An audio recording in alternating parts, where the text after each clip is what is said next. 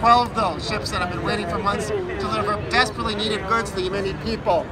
At the same time though, while the Saudis allowed that, just days before they had bombed food facilities.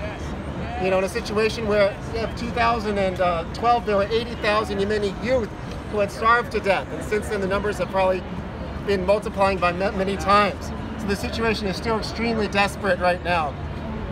People might know that Biden said he would stop all support for offenses, finally, against the Yemenis.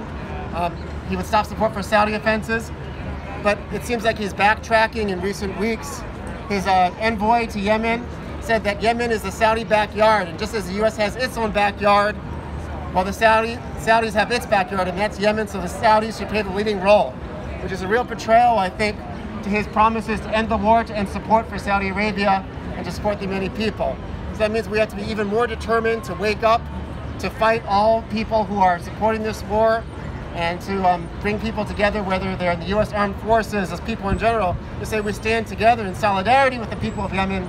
We don't support a world in which war and terror are just the day-by-day way things that go on. And the numbers here locally at this event are growing every week.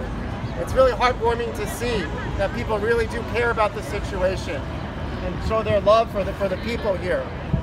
Just this past Thursday, there was also a protest at the British consulate on the mission to the UN, where people from all across New York, many people came and spoke about the need to end this war, about the British complicity, where while Biden had some words of criticism for the Saudis, people made the point the British haven't even said anything about stopping their support for military operations, for arms deals with the Saudis.